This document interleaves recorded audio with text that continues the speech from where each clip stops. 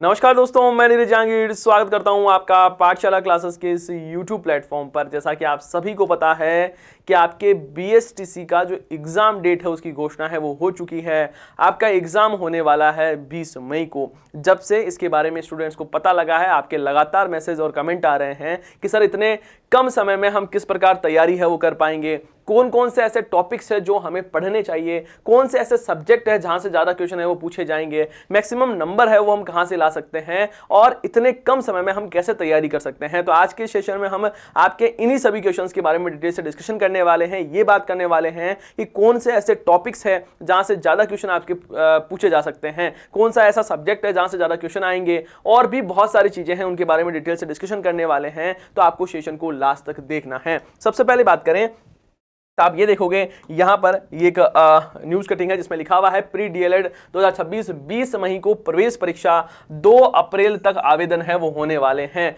प्रारंभिक शिक्षा में डिप्लोमा, जिसे आप सामान्य संस्कृत सत्र में 2026-27 में प्रवेश के लिए प्री DLED परीक्षा 25 मई को होगी। वर्धमान महावीर खुला विश्वविद्यालय कोटा के प्रस्ताव के बाद में राज्य में प्रारंभिक शिक्षा आयोजना विभाग ने मंगलवार को इसकी मंजूरी है वो दे दी है। अब यहां पर देखो बात करते हैं एग्जाम कब होने वाला है। सर 20 मई को आपका एग्जाम होगा और अभी तक हम बात करें तो कुल आवेदन कितने हैं तो 5.83 लाख आवेदन में 68% महिलाएं हैं। जब लड़कियों की महिलाओं की संख्या ज्यादा होगी तो आप ये भी मानकर चलना है कि कंपटीशन भी उतना ही टफ है वो होने वाला है। लड़कियों की सीटों की संख्या है वो उतनी ही है। यहां पर कहा गया कि अब तक 5,83,174 आवेदन मिल चुके हैं। इसमें 3,97,000 महिलाएं जो कि करीब 68% है, वहीं 1,85,000 पुरुष है और 31 इसमें ट्रांसजेंडर भी है। ये मेरे हिसाब से इसमें से 10-5 तो ऐसे होंगे जिन्होंने गलती से भर दिया है। ठीक है, आवेदन की अंतिम तिथि 2 अप्रैल है। तो आपके लिए पहली बात तो अभी भी गोल्डन अपॉर्चुनिटी है। यदि आपने अब तक अप्लाई नहीं किया है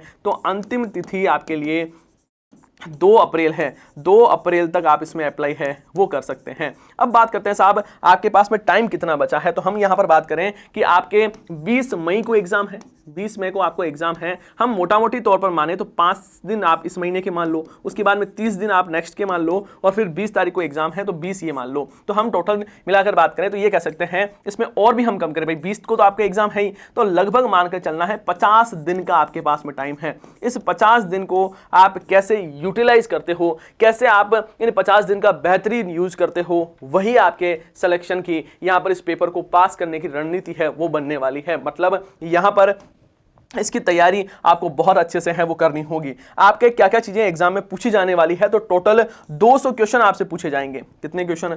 200 क्वेश्चन पूछे जाएंगे और 600 अंक का ये आपके पेपर है वो होने वाला है। किसी प्रकार की कोई भी नेगेटिव मार्किंग नहीं है। और ये आप सबको पता होगा कि आपके लिए रीजनिंग के 50 क्वेश्चन होगा, हर एक क्वेश्चन 3 नंबर का, और ऐसे करके 150 अंक की रीजनिंग है वो पूछी जाएगी। राजस्थान की सामान्य जानकारी 50 अंक की, हर एक क्वेश्चन 3 नंबर का और 150 अंक का ये मामला रहने वाला है। और शिक्षण अभिक्षमता है उसके भी 50 क्वेश्चन पूछे जाएंगे मल्टीप्लाई बाय 3 और ये भी 150 अंक का मामला है वो रहेगा। उसके बाद में यदि आप सब्जेक्ट में हिंदी और संस्कृत में से चूज करते हो वहां से 30 क्वेश्चन आपसे पूछे जाएंगे और इंग्लिश के 20 क्वेश्चन हैं वो पूछे जाने वाले हैं। तो ये टोटल मिलाकर 200 क्वेश्चन आपके एग्जाम में पूछे जाएगा। अब आपका ये डाउट रहता है या आप हमेशा ये पूछते हो सर मुझे कौन से सब्जेक्ट पढ़ने हैं। देखो आपको पढ़ना तो सब कुछ ही है वैसे तो, लेकिन अब इस 50 दिन का जो टाइम है, यदि आप आज से तैयारी शुरू कर रहे हो, मैं ये मानकर चलता हूं कि जिस समय आप वीडियो देख रहे हो आप उसी दिन से तैयारी शुरू कर रहे हो, तब आपको सबसे ज्यादा किस चीज पर फोकस है वो रखना चाहिए। देखो यदि आपके 12th में मैथ्स रही है, 12th में क्या रही है, 12th में मैथ्स रही है ना, या फिर आपकी मैथ्स ठीक ठाक है, तो आपको ये रीजनिंग वाले 50 क्वेश्चन हैं इस पर अपने आंखें गड़ा कर रखना है। यहां पर क्या होगा कि यदि आपने किसी क्वेश्चन के करने का तरीका आपको पता लग गया कि रीजनिंग के क्या होता है कि रीजनिंग में हाँ ये मानते हैं कि कुछ क्वेश्चन है वो आप बेसिक माइंडसेट से कर सकते हो, मतलब उसमें आपको बहुत ज्यादा ऐसा दिमाग लगाने की आवश्यकता नहीं है। आपने कभी बिल्कुल नहीं पढ़ा है और आपका थोड़ा भी आईक्यू है तो आप आराम से कर लोगे। लेकिन यदि आपको ये पता लग गया है कि रीजनिंग के क्वेश्चन को सॉल्व कैसे किया जाता है, यदि इस पैटर्न का क्वेश्चन आता है तो हम कैसे सॉल्व करेंगे, यदि ब्लड रिलेशन का क्वेश्चन आता है तो हम कैसे सॉल्व करेंगे, ये यदि सारी चीजें आपको पता लग जाती है तो यहां पर करने क्वेश्चन में मतलब क्वेश्चन राइट करने की संभावना है वो बहुत ज्यादा बन जाती है। तो आपको थोड़ा सा रीजनिंग पर जरूर फोकस है वो रखना है, पहली बात तो ये। दूसरी बात भाई मैथ्स वाले जो है उनको तो 100% यहां पर ये टारगेट बनाकर चलना है कि मुझे 50 में से मिनिमम 45 से 48 क्वेश्चन है वो सही करने ही करने हैं। जो ऐसे बच्चे हैं जो 8 से आते हैं उनको भी फोकस रखना है कि हमें सर 40-45 क्वेश्चन हैं वो तो सही करने ही करने होंगे। यहां पर ये है। फिर आती है राजस्थान की सामान्य जानकारी। इसका महत्वपूर्ण बिंदु ये है कि भाई आपका टारगेट ये तो है नहीं कि मैं बीएसटीसी कर लूंगा सर और उसके बाद में बस हमने तो गढ़ फतह कर लिया, अब आराम से घर पर जाकर सोऊंगा। भाई आगे भी तो आपको तैयारी करनी है, तो ये आपका एक बेस है वो तैयार कर रहा है। राजस्थान जीके है उसकी संपूर्ण जिम्मेदारी मेरी है। यहां पर आपको इस 150 अंक लाने की कोई भी टेंशन नहीं लेना है। बस आप 50 दिन जो आगामी 50 दिन है उसमें बस 1 घंटे के लिए मेरे को टाइम देना है। मैं आपके ये 50 अंकों की गारंटी है वो लेता हूं। आपके सिंगल क्वेश्चन है वो ऐसा नहीं होगा जो मैं आपको नहीं पढ़ाऊंगा, ठीक है। दूसरी बात फिर आती है आपके शिक्षण अभिक्षमता। अब ये ऐसा सब्जेक्ट है जो आपने पहले नहीं पढ़ा है, बिल्कुल नया आपके लिए होगा। तो यहां पर यह कोशिश करना है कि कुछ ऐसे टॉपिक्स जो कि महत्वपूर्ण है, जहां से पिछली बार क्वेश्चन पूछे गए थे, उनको देखना है। बहुत ज्यादा डेप्थ में डुबकियां लगाने की प्रयास है वो नहीं करना, क्योंकि ये आपने पहले बिल्कुल नहीं पढ़ा है। हाँ, जो बच्चे ऐसे हैं जिन्होंने पिछली बार एग्जाम दिया था उनको बिल्कुल पढ़ना है, उनको बेसिक चीजें हैं उनका नॉलेज है तो उनको जरूर देखना है। लेकिन जो बच्चे ऐसे हैं जिन्होंने बिल्कुल नहीं पढ़ा है तो मैं ये नहीं कहूंगा कि 50 क्वेश्चन छोड़कर ही चले जाओ, लेकिन पहले इन चीजों पर आपको फोकस करना है, क्योंकि ये चीजें ऐसी है जो आपको आती है। राजस्थान का सामान्य जानकारी में बहुत सारी चीजें हैं जो आपने पहले से पढ़ रखी है, लेकिन ये आपके लिए बिल्कुल नया है। फिर आती है इंग्लिश, आराम से कर लोगे आप, कोई दिक्कत वाली बात नहीं है। यहां पर हिंदी या संस्कृत जो भी आप चूज करते हो आराम से कर लोगे, क्योंकि आप पिछले 2-3 साल से ये पढ़ ही रहे। 2-3 साल से क्या, जब तक स्कूल्स में हो, भाई 10th में आपने पढ़ा, 11th में, 12th में आपने हिंदी पढ़ी है। हाँ, ये हो सकता है कम ज्यादा पढ़ी होगी, लेकिन फिर भी इसमें बहुत हार्ड क्वेश्चन नहीं पूछे जाते हैं। बिल्कुल आपके 12th लेवल होता है ना, उससे भी मान लो मिनिमम थोड़ा बहुत कम लेवल के ही क्वेश्चन है वो आपसे पूछे जाएंगे। तो ये जो क्वेश्चन है वो आप आराम से कर पाओगे, इसमें बहुत कोई बड़ी चीज नहीं है। आपका फोकस ये होना चाहिए कि सर मुझे रीजनिंग में पूरे नंबर लाने हैं। मैं कोशिश करूंगा कि राजस्थान जीके में मुझे अच्छे नंबर आए। यहाँ पर टीचिंग एप्टीट्यूड है, ठीक है, 50 क्वेश्चन है, लेकिन आपको इसमें ही नहीं रह जाना है कि आप 50 दिन में मैक्सिमम टाइम इसी में ही लगा रहे हो। आपको ये लग रहा है कि यहां से क्वेश्चन है वो मेरे से नहीं होंगे, इसलिए मैं पूरा फोकस यही कर रहा हूं कि मेरे से यहां से क्वेश्चन हो जाए, क्योंकि ये आपने पढ़ा नहीं है तो आपको समझने में थोड़ी सी दिक्कत है वो हो सकती है। फिर बात करें हम कि सर राजस्थान जीके के बारे में बताइए, तो राजस्थान जीके के बारे में यहां पर आपसे 50 क्वेश्चन जो पूछे जाएंगे उसमें हिस्टोरिकल एस्पेक्ट्स, पॉलिटिकल एस्पेक्ट पूछा जाएगा, आर्ट एंड कल्चर है वो पूछे जाएंगे। मतलब आपसे ऐतिहासिक पक्ष, राजनीतिक पक्ष, आर्ट एंड कल्चर, और उसके साथ में ही आपके आर्थिक पक्ष पूछा जाएगा। आपकी ये ज्योग्राफिकल एस्पेक्ट्स है वो पूछा जाने वाला है।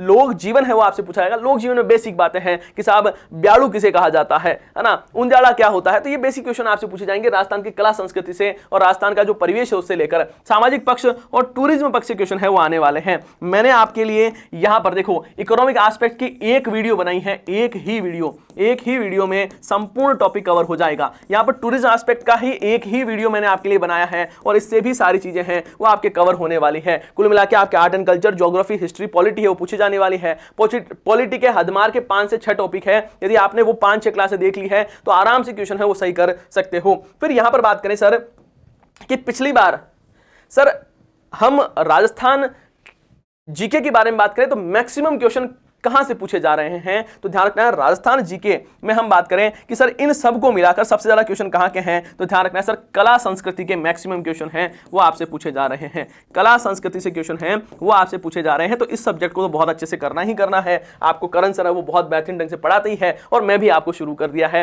आज से आपको मेरी क्लासेस भी देखने को मिलने वाली है। यहां पर हम बात करें, देखो पिछली बार जो पेपर हुआ था वो 2 शिफ्ट में हुआ था, इस बार भी आपका पेपर है वो 2 शिफ्ट में ही होने वाला है। तो यहां पर आप देखोगे कि पिछली बार ज्योग्राफी में जो पहली शिफ्ट, देखो इधर पहली शिफ्ट लिखी हुई है, इधर दूसरी शिफ्ट लिखी हुई है। ये पहले भी मैं बहुत सारी वीडियोस में बता चुका हूं, फिर आपको बता देता हूं कि राजस्थान की स्थिति विस्तार और भौतिक विभाजन है उससे एक से पहली शिफ्ट में 1 और दूसरी शिफ्ट में क्वेश्चन नहीं पूछा गया था। प्रमुख नदियों और झीलों से 2 से 4 क्वेश्चन, तो ये टॉपिक आपके लिए महत्वपूर्ण है। ज्योग्राफी में प्रमुख झीलें और ये टॉपिक है वो आपको पढ़कर ही जाना है।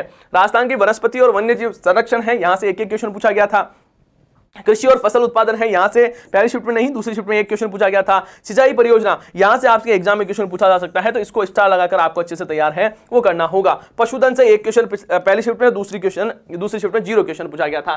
खनिज संसाधन से 0-1, औद्योगिक विकास से 2-2 क्वेश्चन है वो पूछे गए थे। पर्यटन आपके लिए क्या है कि आपके जो पर्यटन पक्ष है वो अलग से में लिखा हुआ है, तो इसके रिलेटेड जो आर्थिक चीजें हैं, आर्थिक पक्ष है उसमें भी आपको पढ़ना होगा, है ना। आर्थिक पक्ष है उसमें भी आपको पढ़ना होगा, उसके साथ में पर्यटन पैटर्न जो है वो भी आपको देखना है। यहां पर देखो एक क्वेश्चन पहली शिफ्ट में, दूसरी क्वेश्चन शिफ्ट में 4 क्वेश्चन पूछे गए थे। गरीबी, सामाजिक समस्याएं, ये इसमें बेसिक क्वेश्चन जनगणना से क्वेश्चन है वो पूछा गया था, तो इसको भी समझना है और ये तो आपके लिए मोस्ट है ही, तो इनको भी टॉपिक को है वो आपको याद करना होगा। फिर आता है आपके हिस्ट्री। हिस्ट्री से क्वेश्चन कम है, मॉडर्न हिस्ट्री से ज्यादा क्वेश्चन पूछे गए हैं। मेवाड़ का योगदान से 2 क्वेश्चन, यहां पर कुछ नहीं क्वेश्चन नहीं पूछा गया। चौहान वंश की उपलब्धि से 0-1 है ना। 1857 की क्रांति, इसको थोड़ा सा पढ़कर जाना, यहां से क्वेश्चन बन सकता है।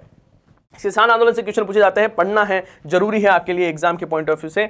आगे बात करें प्रजामंडल और स्वतंत्रता आंदोलन, यहां से 0 क्वेश्चन पहली शिफ्ट में और दूसरे में 1 क्वेश्चन है वो पूछा गया था। प्रमुख ऐतिहासिक व्यक्तित्व में 1 क्वेश्चन पहली शिफ्ट में पूछा गया, दूसरी शिफ्ट में क्वेश्चन नहीं पूछा गया। और जनजातीय संघर्ष और आंदोलन में भी सेम ऐसा ही मामला है वो रहा है। फिर बात करते हैं हम आर्ट एंड कल्चर, जहां से मैक्सिमम क्वेश्चन है वो आपसे पूछे जाते हैं। यहां पर आप देखोगे कि सर राजस्थान की जो स्थापत्य और परंपरा है वहां से 3 क्वेश्चन पहली शिफ्ट में, 2 क्वेश्चन दूसरी शिफ्ट में। लोक देवता और धार्मिक मान्यताएं हैं वो 1 क्वेश्चन पहली शिफ्ट में, दूसरी क्वेश्चन में नहीं पूछा गया। संत परंपरा से क्वेश्चन है वो अच्छे खासे पूछे गए थे, स्टार लगाकर आपको पढ़ना है। त्योहार मेले, यहां से क्वेश्चन है वो अच्छे खासे पूछे गए। उसके बाद में लोक नृत्य, लोक संगीत, नाट्य, और यहां से क्वेश्चन पूछा गया तो ये आपको पढ़ना होगा। हस्तशिल्प और लोक कलाएं हैं, यहां से क्वेश्चन पूछा गया है। चित्रकला और शैलियां हैं, यहां से क्वेश्चन पूछे गए हैं। और पारंपरिक आभूषण से क्वेश्चन है वो 1-1 पूछा गया है, तो आपको पढ़ना होगा। भाषा, बोलियां, साहित्य, परंपरा है, यहां से 2-2 क्वेश्चन पूछे गए हैं। और मैं आज यही क्लास है वो आपको पढ़ाने वाला हूं 11 बजे। 11 बजे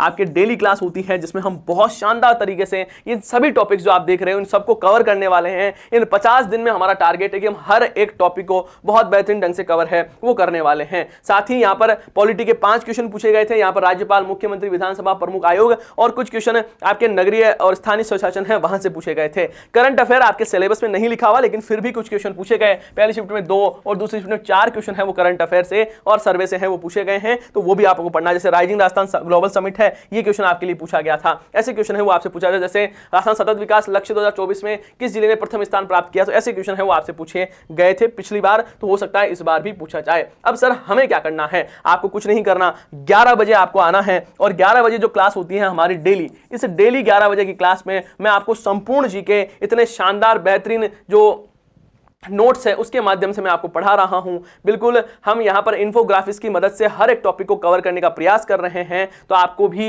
ये क्लास है वो डेली जरूर देखनी है। उसके साथ ही मैं आपको बता दूं कि अभी आपके लिए स्पेशल ऑफर है वो चल रहा है। आपको पता है कि अभी नवरात्र चल रहे हैं, तो 19 से 27 मार्च के बीच में आपके लिए स्पेशल ऑफर है, जिसमें लाइफ फ्रॉम क्लासरूम कोर्स है वो 1499 रुपए का, आपके रिवॉर्डेड कोर्स 499 का और टेस्ट सीरीज 251 रुपए में मिल रही है। साथ ही BSTC वाले जो बच्चे हैं उनके लिए विशेष बात यह है कि आपके लिए एक स्पेशल कोर्स चल रहा है जिसमें मात्र 751 रुपए में आपको कोर्स मिल रहा है। ये कंप्लीट लाइव फ्रॉम क्लासरूम और रिकॉर्डेड कोर्स है, तो इससे भी आप अपनी तैयारी को नेक्स्ट लेवल पर ले जा सकते हो।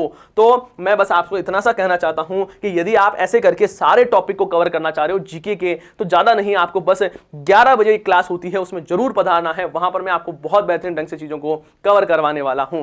आप सभी का बहुत बहुत धन्यवाद। यदि आज का ये सेशन अच्छा लगा है तो इसको लाइक करना है और आपके सभी साथियों के साथ में इस सेशन को शेयर जरूर करना है। हम मिलते हैं नेक्स्ट सेशन में। जय हिंद, जय भारत।